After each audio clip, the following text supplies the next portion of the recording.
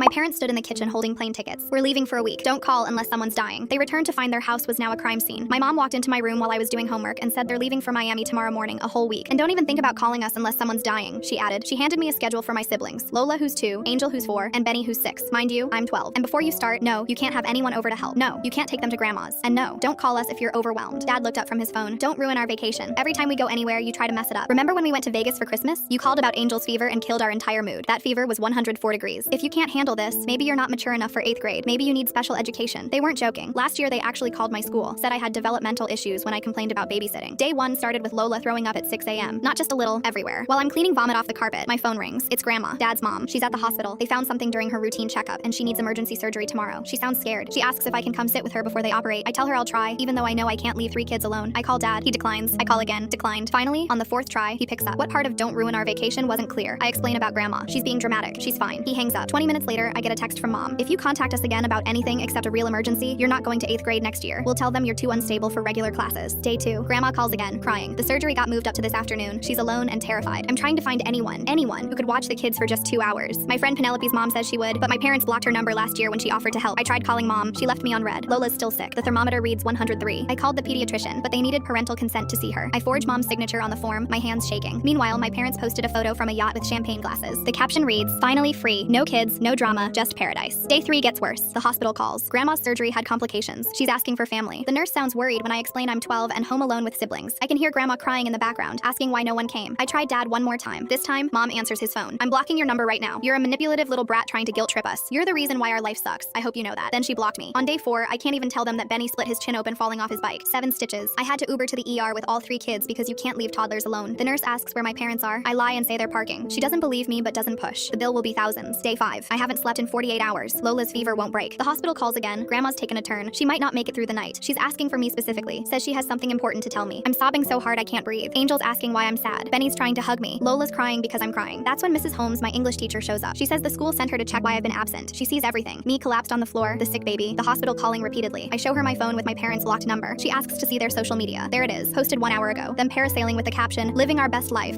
#kids at home. #freedom week." Mrs. Holmes sits down next to me, puts her hand on my shoulder, and pulls out her phone. "Emma, Holmes, I'm going to make a call now. This isn't your fault." They came home glowing. Mom still wearing her resort bracelet. Dad carrying duty-free bags laughing about something. The laughter died when they saw Mrs. Holmes, 2 CPS workers, and a police officer in our living room. "What's going on?" Dad demanded. The CPS worker stood up. "We're removing the children from your custody. Multiple reports of abandonment and endangerment." Mom actually smiled. "Thank God. I'm so tired of pretending to want this." She gestured at us kids. "Take them." The officer stepped forward, pulling out handcuffs. "Ma'am, you're under arrest for child endangerment resulting in bodily harm." Mom's smile vanished. "For what? A mom can't go on vacation anymore? We live with Grandma now. She told me she already filed for emergency custody before her surgery."